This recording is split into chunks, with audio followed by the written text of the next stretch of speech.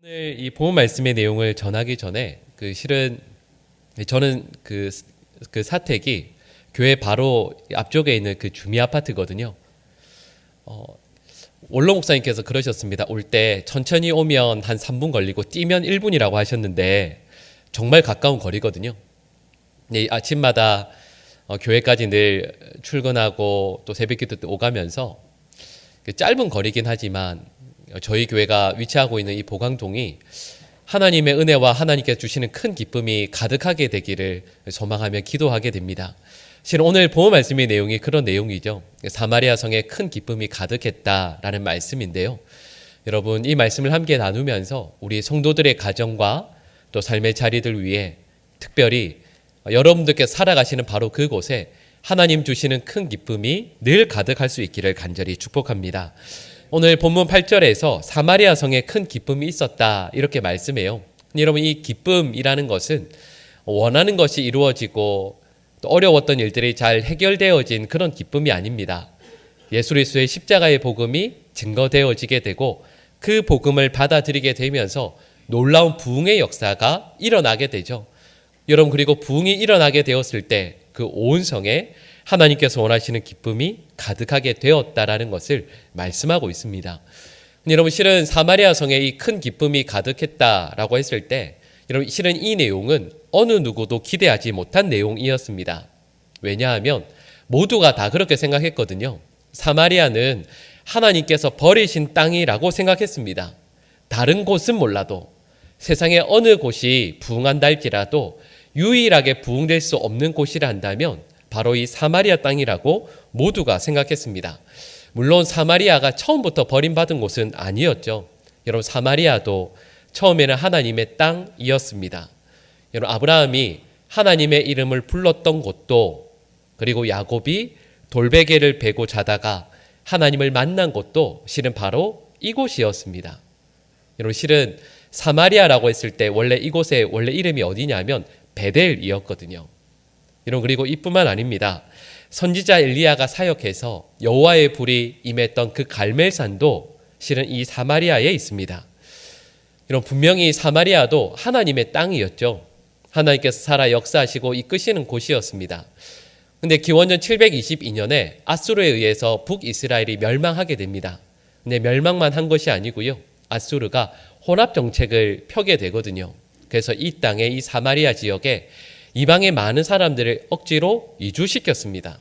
그리고 그들과 함께 북이스라엘의 사람들이 서로 결혼을 하게 되었고, 그래서 그들의 문화, 그들의 인종, 그리고 그들의 종교까지도 혼합되고 변질되게 되죠. 그래서 그 이후로 사마리아라는 이름은 이스라엘의 역사 가운데에서 말 그대로 부끄러운 이름이 됩니다. 그리고 오늘 본문 말씀과 그 시간적인 간격이 최소 750년의 차이가 있거든요. 그러니까 모든 유대인들이, 이스라엘 백성들이 이렇게 생각했습니다. 적어도 사마리아의 부흥이라는 것은 없다. 사마리아는 결코 부흥을 경험할 수 없을 것이다 생각했습니다. 여러분, 오늘 본문 말씀에서 사마리아에 놀라운 부흥의 기쁨이 임하지 않습니까? 그리고 여러분, 이것은 도무지 부흥, 그리고 주님께서 주시는 참된 기쁨의 여지가 없어 보이는 우리들의 삶, 혹은 우리들의 가정, 우리들의 몸담고 있는 어느 곳이라 할지라도 하나님께서 주시는 기쁨이 가득할 수 있다라는 것을 오늘 본문을 통해 우리는 알게 되는 거죠. 근데 오늘 본문 말씀을 보면서 우리가 하나 전제하며 생각해야 될 것이 있습니다. 오늘 본문을 보시면 빌립 집사님이 복음을 전도하고 있죠. 여러분, 실은 그 이전에 이미 사마리아를 찾아서 복음을 전하고 기도했던 분들이 있었다라는 것을 기억해야 됩니다. 복음의 씨앗을 뿌리고 부흥의 그날을 간절히 소망하며 준비했던 분들이 있었죠. 여러분, 그리고 그 출발점이 바로 누구였냐면 예수님이셨습니다. 여러분, 당시의 유대인들은 사마리아 땅을 밟지 않기 위해서 삥 길을 둘러갔어요. 동쪽에서 서쪽을 가든 서쪽에서 동쪽을 가든 누구든 사마리아 땅을 지나지 않고 삥 둘러갔습니다. 그래서 훨씬 더 오랜 시간과 경비가 들어도 아무도 사마리아 땅을 밟으려고 하지 않았습니다. 근데 여러분, 우리가 알고 있는 요한복음 4장 말씀을 보시면 예수님께서 사마리아 땅을 일부러 지나가시죠. 아마도 예수님의 뒤를 따르던 예수님의 제자들은 틀림없이 뒤에서 투덜거렸을 거예요. 아니, 누가 아니 우리 유대인 중에 누가 사마리아 땅을 밟냐고. 아니 누가 이 사마리아 땅을 통과해서 가겠냐고. 이거 가도 괜찮은 거냐고. 이러다 우리 저주받는 거 아니냐고. 예수님 뒤에서 제자들이 얼마나 투덜거렸겠습니까? 그런데 예수님께서는 일부러 그 길을 사마리아를 통과해서 지나가고 계세요. 왜냐하면 사마리아에 수가성에 예수님께서 꼭 만나셔야 할 사람이 있었기 때문입니다. 수가성의 한 우물가에서 한 여인을 만나시고, 그리고 그 여인을 통해서 그 수가성과 이 사마리아에 부흥의 씨를 뿌리셨던 거죠. 아마 제자들은 사마리아로 들어갈 때 투덜거리면서 아마 그 장면을 생각지도 못했을 겁니다. 우리가 걸어가고 있는 이 길이 주님께서 예비하신 부흥의 첩경이구나 라는 생각은요, 아무도 하지 못했을 겁니다. 오늘 본문 5절 말씀을 보시면 이 빌립 집사님이 사마리아로 들어가서 예수 그리스도를 증거합니다. 여러분, 제가 예전에 한번 이런 말씀을 잠깐 드린 적이 있습니다. 이런 부흥이라는 이 말이 라틴어로요, 두 가지 의미를 내포하고 있어요. 첫 번째가 뭐냐면 부흥이니까 당연히 그 첫 번째 의미는 다시 살아난다라는 의미입니다. 근데 두 번째 의미가 있어요. 부흥의 두 번째 의미가 뭐냐 하면 다시 방문하는 것을 의미해요. 재방문하는 거죠. 여러분, 오늘 본 말씀처럼 하나님께서 우리들의 삶에, 우리들의 가정에, 그리고 사마리아에 다시 빌립 집사님을 통하여서 재방문하게 되는 것, 여러분, 그것이 오늘 본문에서 말씀하고 있는 부흥의 전제라는 것이죠. 여러분, 그렇다면 하나님께서 주시는 이런 진정한 기쁨, 그리고 진정한 부흥이 어떻게 우리의 가정과 우리의 삶, 그리고 우리 교회 가운데에서도 임하게 될 수 있는가라는 것을 오늘 본문을 통해서 함께 살펴보고자 합니다. 먼저 하나 살펴볼 텐데요. 지금까지 인류 역사를 보면 여러 번의 부흥이 일어났던 역사들이 있습니다. 근데 그 현장에 공통점이 있어요. 오늘 본 말씀의 첫 번째 내용인데요. 그것이 무엇이냐면 항상 그 자리마다 오랫동안 기도하며 기다린 하나님의 백성이 반드시 있었다라는 겁니다. 여러분, 그래서 제가 좀 전에 엘리야 말씀을 잠깐 드렸는데요. 엘리야가 갈멜산에서 여호와의 불이 임하도록 기도하지 않습니까? 여러분, 근데 우리 그 말씀을 보면서 엘리야가 바알과 아세라를 섬기는 선지자 850명과 851대 850으로 싸워서 이겼구나. 우리 이렇게 생각이 쉽습니다. 근데 여러분, 열왕기상 말씀을 읽어보시면 실제로는 그 뒤에 누가 있었죠? 바알에게 무릎 꿇지 않았던 7,000명의 믿음의 사람들이 있었다라는 것을 우리는 알게 되죠. 여러분, 그 7,000명이 하나님 앞에 엎드려서 간절히 눈물 흘리고 기도할 때 그 놀라운 부흥의 역사가 이스라엘 가운데 임했던 거죠. 여러분, 말라기부터 세례요한까지 그 시간적인 간격이요 400년 정도 됩니다. 그래서 이 시대를 신학자들이 뭐라고 이야기하냐면 보통은요 신구약의 중간기라고도 이야기하고, 또 이뿐만 아니라 그 시간에 말라기 이후로 어떤 선지자도 없었잖아요. 400년 동안 하나님의 말씀이 임하지 않고 또 어떤 선지자도 나타나지 않았기 때문에 영적인 암흑기라고 이야기해요. 근데 여러분, 이 영적인 암흑기가 끝나고 나서 예수님께서 이 땅에 구주로 오시게 되죠. 어떤 분들은 이렇게 말씀할 수 있습니다. 400년 지나서 예수님께서 때가 돼서 오셨구나. 적절한 때 예수님께서 오셨구나. 이렇게 생각할 수 있지만 여러분, 실은 전혀 그러지 않습니다. 누가복음 2장 말씀을 읽어보면 예수님을요 평생 기다려오신 분들에 대한 이야기가 쭉 나와요. 누가복음 2장 25절 말씀 이하를 보시면 시므온에 대한 말씀이 나옵니다. 여러분, 시므온은 자기의 생명을 걸고 예수님을 기다려요. 예수님께서 이 땅에 메시아로 오셔서 우리 민족을, 온 인류를 구원해 주실 것을 하루하루 눈물로 기다렸습니다. 누가복음 2장 35절 이하 말씀을 보시면 또 젊을 때 과부가 되어서 평생토록 성전에 매일마다 올라와서 눈물로 기도하며 메시아께서 오시기를 간절히 기도하며 기다렸던 안나에 대한 말씀이 나오고 있어요. 여러분, 평생토록 예수 그리스도를 꼭 뵙기를, 우리를 구원하신 메시아가 이 땅에 오시기를 눈물로 기도하며 기다렸던 하나님의 백성들이 있었기 때문에 말씀드린 그 신구약 중간기에 그 영적인 암흑기가 끝나게 되었다라는 것이죠. 이런 20세기에 있었던 최고의 부흥운동이 있습니다. 아마 아실 거예요. 그 웨일즈 부흥운동이 1904년에 있었습니다. 실은 이 웨일즈 부흥운동이 전 세계에 엄청난 영향을 끼치게 됩니다. 여러분, 근데 이 부흥운동이 실은 그냥 일어난 게 아니에요. 여러분, 이 웨일즈라는 곳이 영국의 탄광 지역이거든요. 근데 여러분, 탄광 지역이 우리나라에도 예전에 몇몇 곳이 있었지만 아마 아실 겁니다. 그 탄광 지역에서 일하시는 분들은 그 갱도로 내려갈 때 실은 매일매일, 그러니까 그날 저녁 때 올라오시게 되면 내일은 죽을지 모르잖아요. 그래서 탄광 있는 도시에는 항상 뭐가 제일 많죠? 술집이 정말 많습니다. 그분들이 저녁이 되면 술집에 가서 술 마시고, 또 내일 또 진짜 어떻게 될지 모르니까요, 돈을 흥청망청 쓰시면서 도박을 하기도 하시죠.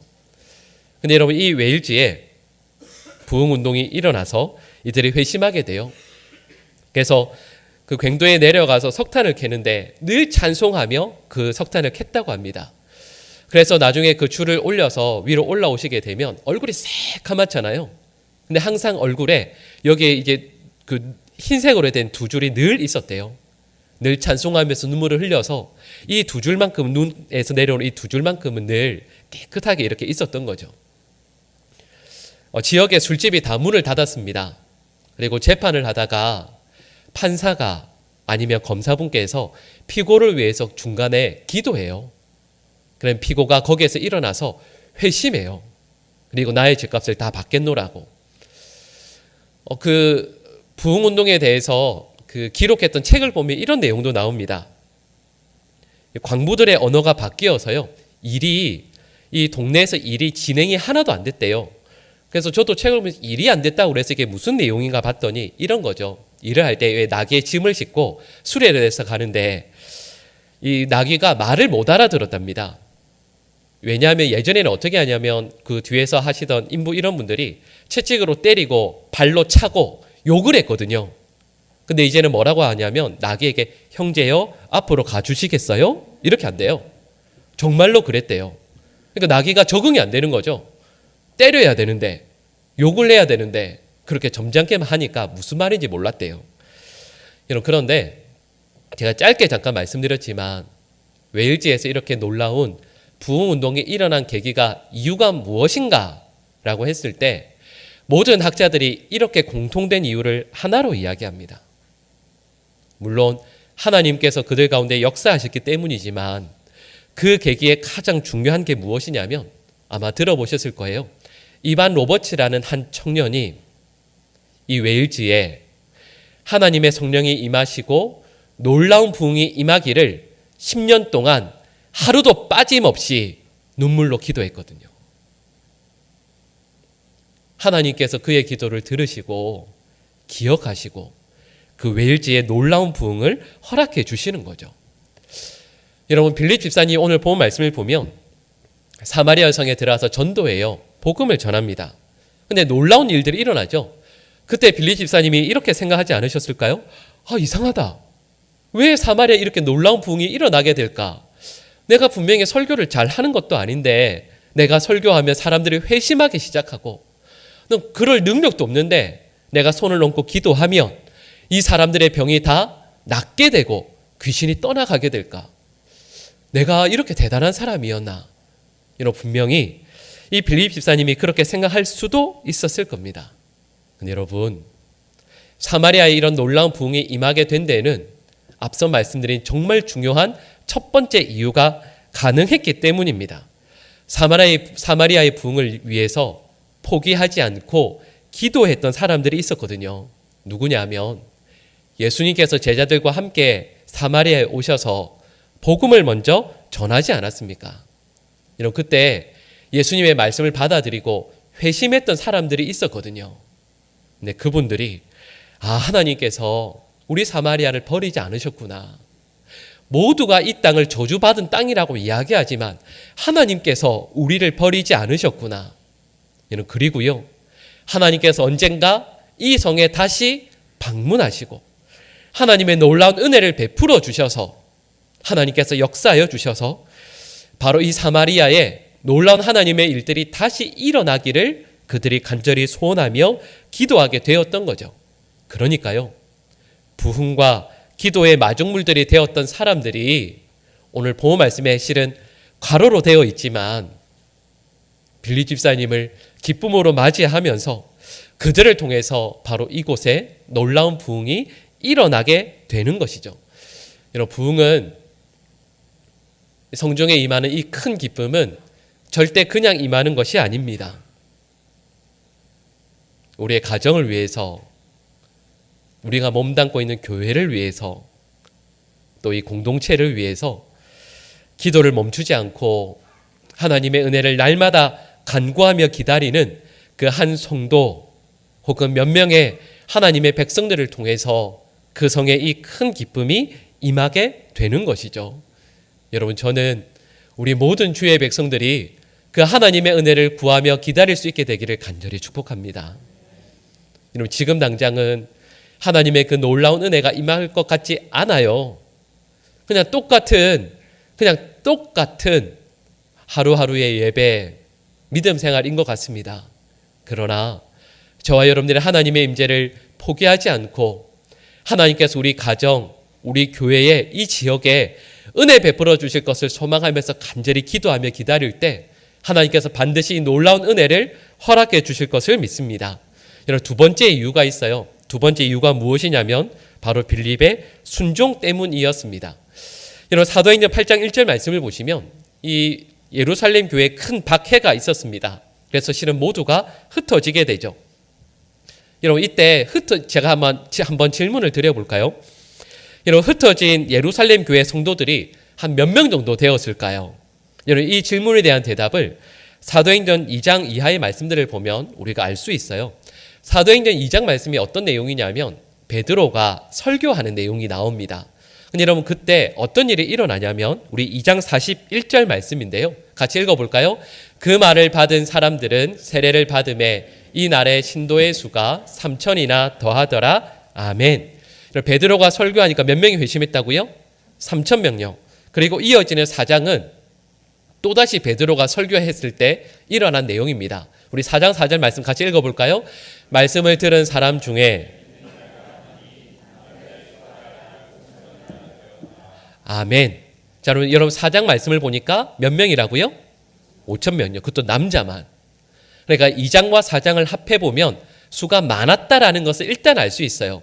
그리고 이어지는 우리 6장 내용은 초대교회가 7명의 집사님을 세우고 복음의 역사를 감당하게 되었을 때 일어난 일을 말씀하고 있습니다. 우리 6장 7절 말씀 같이 읽어볼까요?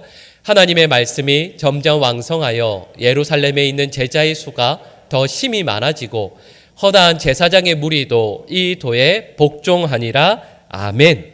자, 여러분 보니까요, 2장, 4장, 6장 말씀 다 통틀어 보면 예루살렘 교회에 헌신하게 된, 믿음을 갖게 된 사람들이 최소 몇 명 됐을까요? 최소 남자만 그랬으니까 최소한 10,000명, 15,000명, 20,000명 이렇게 되지 않았겠습니까? 엄청나게 많은 수가 예수 그리스도를 믿게 됩니다. 그런데 그들 모두가 박해로 인해서 흩어지게 돼요. 근데 여러분, 어디로 흩어졌나라고 했을 때 사도행전 8장 1절 우리 노란색으로 되어 있는 부분만 같이 읽어볼까요? 그날에 예루살렘에 있는 교회에 큰 박해가 있어 사도 외에는 다 유대와 사마리아 모든 땅으로 흩어지니라. 아멘. 자, 그럼 이 말씀 보시겠어요? 어디로 흩어졌다고요? 유대와 사마리아 모든 땅으로 쫙 흩어져요. 여러분, 이 말씀을 보니까 사마리아 땅에도 분명히 믿는 분들이 가시게 돼요. 자, 여러분, 그런데 오늘 본문 말씀을 보면 사마리아에 가서 복음을 전한 사람이요, 딱 한 분으로 나옵니다. 누구죠? 빌립 집사님요. 여러분, 사람들이 가서 왜 복음을 전하지 않았을까요? 실은 사마리아 이 큰 지역에 가장 중요한 성이 이 사마리아 성이거든요. 근데 여기 가서 복음을 전했던 분이 빌립 집사님만 말씀하고 있어요. 왜 그럴까요?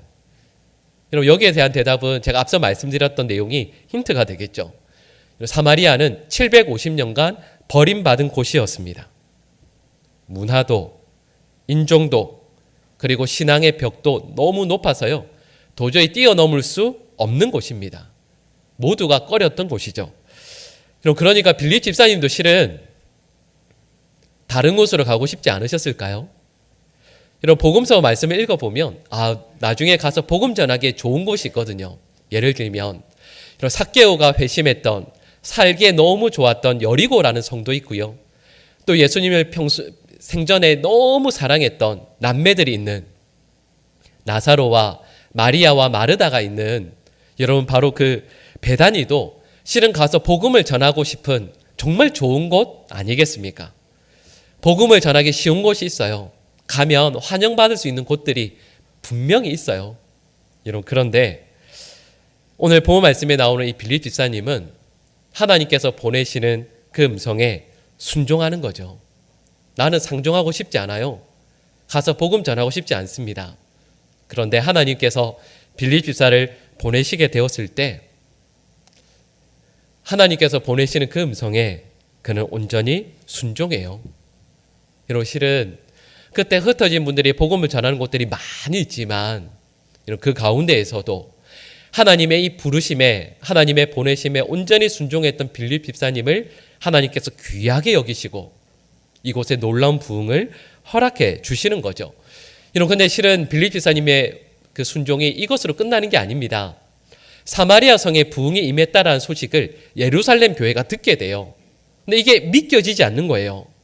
사도들도 사마리아에 부흥이 임했다고? 도저히 임하지 않을 그곳에 어떻게 하나님께서 다시 찾아가셨는가? 그래서 사람들을 2명을 보냅니다. 베드로와 요한을 파송해서 확인하라고 파송을 하게 돼요. 자, 여러분, 이럴 때 빌립 집사님이 그들을 만나서 자기 자신을 이야기할 수 있는 정말 좋은 계기잖아요. 여러 7 집사들 중에서도 내가 탁월한 사람이었고, 보시라고, 우리 사도들도 못했던 걸 내가 했다고, 내가 이렇게 뛰어난 사람이라고 나를 좀 알아달라고, 여러분, 그렇게 할 수 있지 않겠습니까? 여러분, 그런데 그들이 찾아왔을 때 빌립 집사님이 했던 반응이 8장 26절 말씀에 나옵니다. 우리 같이 한번 읽어볼까요? 주의 사자가 빌립에게 말하여 이르되